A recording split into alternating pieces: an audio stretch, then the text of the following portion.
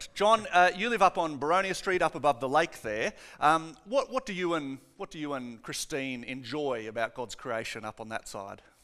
Well, we came from living not far from Kevin Lawrenson. We came from crowded Strathfield, and we came here because it was open, and it really did have the many benefits of the nature around us. We were really taken by the lake, and then we were taken by the home as well, because the home was built by a local architect, and I'm not trying to sell the house today. And he'd obviously put some thought into how he positioned the house on the block. The sun comes in winter, and the shade is well and truly outside the footprint of the house in summer. So he did that. I mean. Well, why don't you tell us then some of the sustainability features that kind of surround the house now? Yeah, I mean, most of it came from this, what the architect did, and it even in the 15 years we've been there, we've done a few changes. But I mean, he went and double glazed the place. He sort of put woolen insulation through the roof and the walls. The house has... Sorry, woolen insulation? Yeah, there's a lot of bald sheet running around somewhere, yeah. Okay. And so he also put a fairly substantial water system in with tanks and wire, and that was plumbed up to the garden and the toilets and the washing machine. So, I mean, but he did those sort of things that have benefited mainly in, it's probably more energy efficient than sustainable, because some of these things that you do cost money or cost resources to save money, and it seems to me that there's a bit of a imbalance between what's sustainable and what you would spend money on being sustainable. Okay, well that's something we're going to explore this morning. Yes. But you've got a house that someone's thought through energy efficiency and water efficiency, and you've got 7 compost bins and all kinds of... We have, yes, and worms as well that are all, and I know them all. Okay, so you've been thinking by name. No, absolutely. John, do you think all these thoughtful things there, though, do you think they're an example perhaps of loving your neighbour? Would that be fair to say that that's a way of caring not just for yourselves, but for the broader community? I think there is an opportunity to love your neighbour by perhaps consuming less, or just having an attractive home, which can have benefits. Have benefits to what you might do with those things that you've been given to do, but it's also I think sustainability is also very complicated, because on one hand you're trying to save resources, and the other thing is that it's costing you to do it, and as we have seen recently in the American elections, and somewhat here as well, sustainability seems to be a cause that's sort of taken up by the left and not so popular with the right. And so we get that sort of imbalance, and then we get situations where in countries that have a much lower GDP than perhaps Australia, it's very unfair to ask the poor countries to be sustainable when all they wish to do is survive. John, you've helped us set up this topic perfectly, because we want to wrestle with those issues later on from God's Word.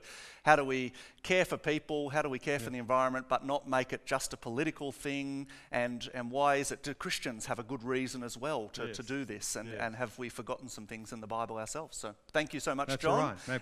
So as we look at the topic of sustainability, it's great to be able to ask an expert to come up to give us some advice on some practical tips. How's our church doing? How can we do in this area of sustainability? So I'd like to invite George to come up, and we'll have a chat about sustainability.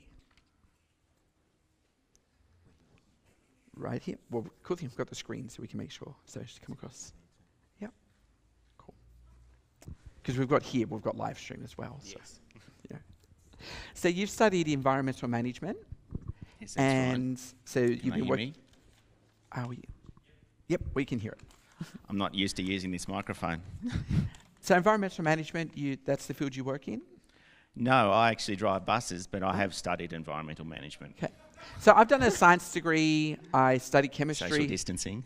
Right, yeah. Well, how about you move across and I'll move Okay. across, and then we're both in the screen for everyone as well. So Sorry. I've studied a science degree. What is environmental management for someone who kind of understands science but maybe not where that fits? Which way do I look? Just look straight ahead. They're all very friendly.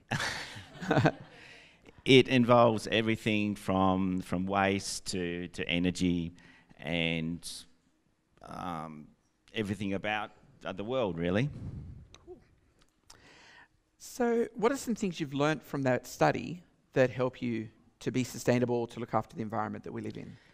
It really made me think about everything that I do in my life. So be that from everything at home to things at work, the decisions I make in every part of my life. So it'd be right to say being environmentally conscious is an important thing. Yes. So very. what are some things that you've done perhaps around your home that have helped with that have led out of that? Perhaps things that we could do in our home so it would help us to be more environmentally aware. At home, some of the things we do, we use bamboo toothbrushes. We recycle pens through a company called TerraCycle, and they also recycle a whole plethora of office equipment. They even recycle things like staplers and hole punch machine, all sorts of things. And then I've just got some notes here. We also recycle toothpaste tubes through TerraCycle as well. And we recycle soft plastics. You may have seen bins at Woolworths and Coles. So anything that's soft, be it plastic bags, chip packets, lolly wrappers, all those sort of things, even Glad wrap if it's clean, you can recycle all that. So how does being environmentally aware, how does that come through as an expression of your faith? So how does it connect to your love of God? Well, I think that the children's video was really, really good because it showed us visually and in the story about how we're supposed to care for the environment. And it is our home, the earth, so we need to look after it. And we were talking before about in the bulletin today, there's a list of ways that we recycle here at Holy Trinity.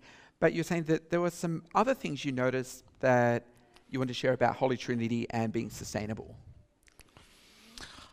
There were two main things that I thought that you may think about. You probably have thought about them already, but the possibility of installing solar panels somewhere on the church property.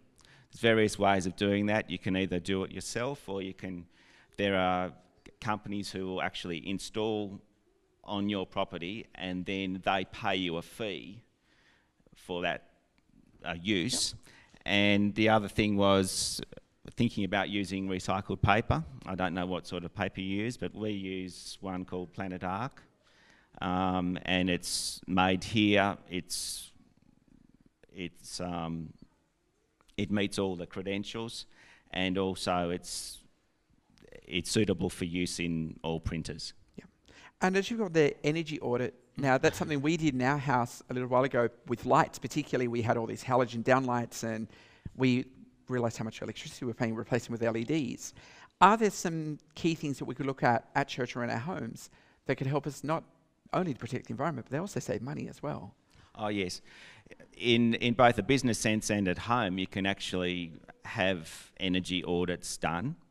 There are various organisations who will do that for you, and the government provides a lot of information on how to do that. Cool.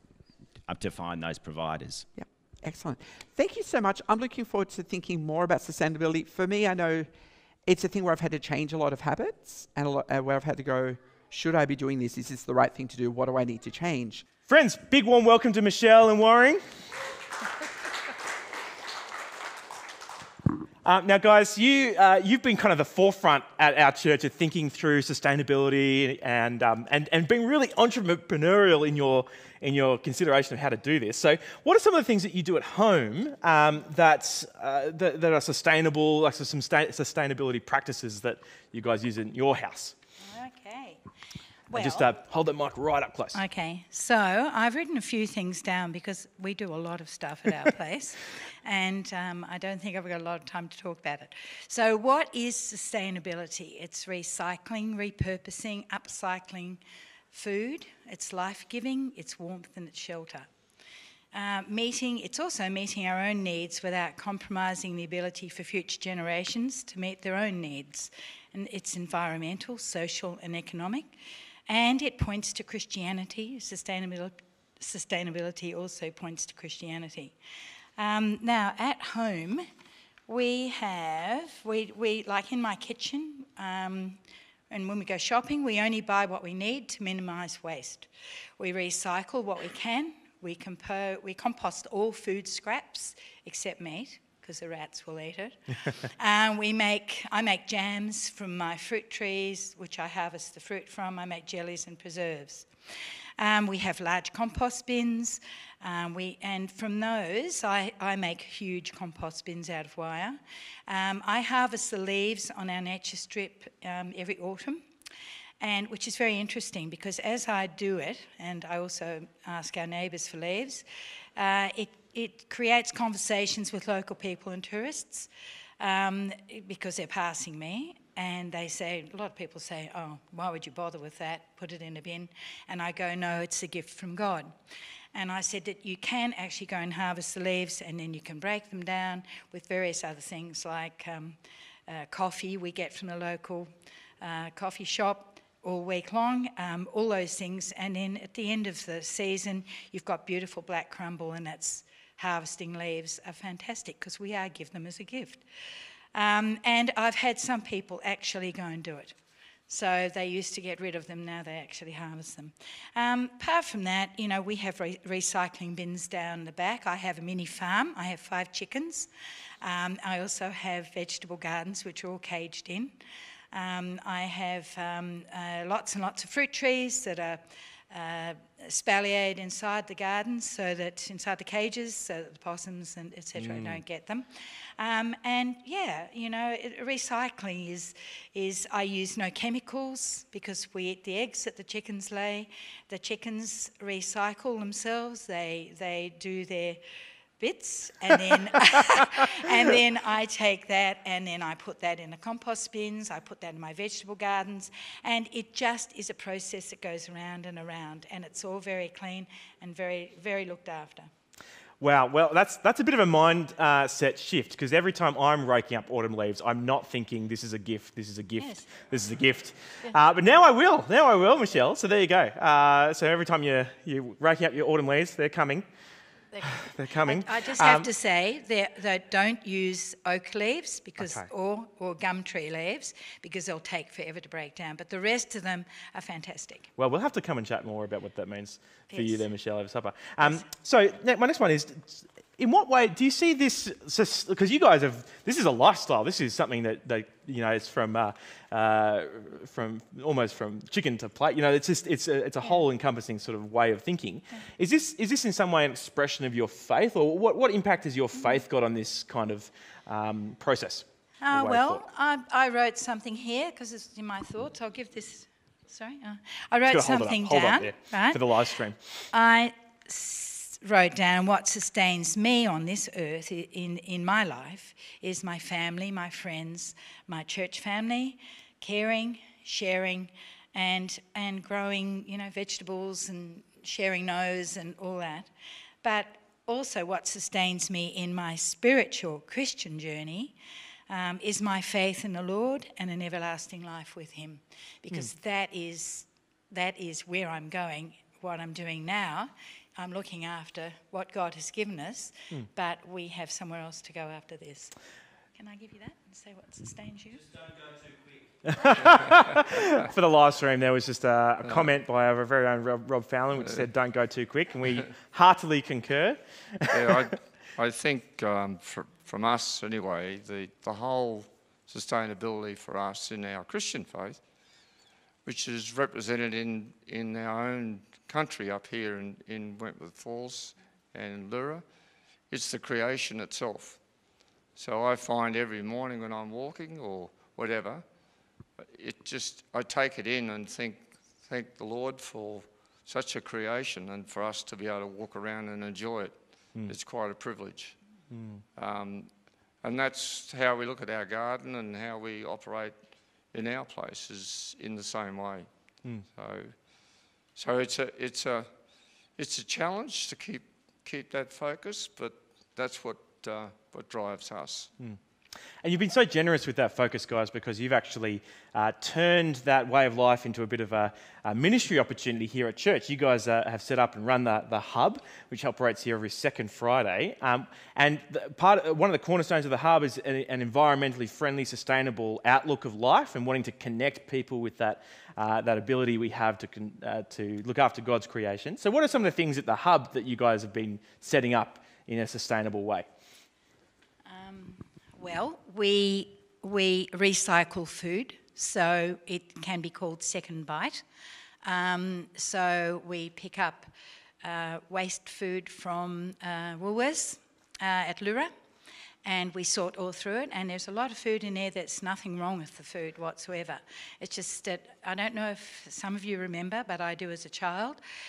We used to have apples that used to have bite marks in them from the orchard, the birds would attack them or whatever, and they were called specks. And as children, we never realised that there was anything wrong with specks. They were what we ate, and that's what we were given. So we recycle food, we recycle bread, all some of the really important things that people find hard to find extra money for. And the food shouldn't be thrown out. There's so much food wasted in this world every single day. It is absolutely mind-blowing. So we do what we can, and it makes a difference, and it's a blessing on the people that we supply the food to. And speaking from experience, I've been blessed very much by the Hub's ministry there. There's always, so you're restarting the food soon, aren't you, Michelle? On the 30th of April, that's second term, school term, and we run in the school term. Yes, we will start it then, and we will be doing hampers. So we'll follow COVID, and they just take a hamper. The food will be in the hamper already. Wow. What you get is terrific, and you go home and you try and work out how you're going to cook it. It's great. It's like when you say food waste, it sounds really bad. But one example I saw one week, there was a bunch of apples that just had the wrong Best Buy printed on the packets, and the Woolies were going to have to chuck them out. And so that was just nothing wrong with it. So I dined well on apples that week. But there's always some amazing things that you can find at the Hub. So if you've got some time on a Friday morning, coming down and see what Food Rescue these guys are doing. But also, if you don't, send a proxy, because they're always good.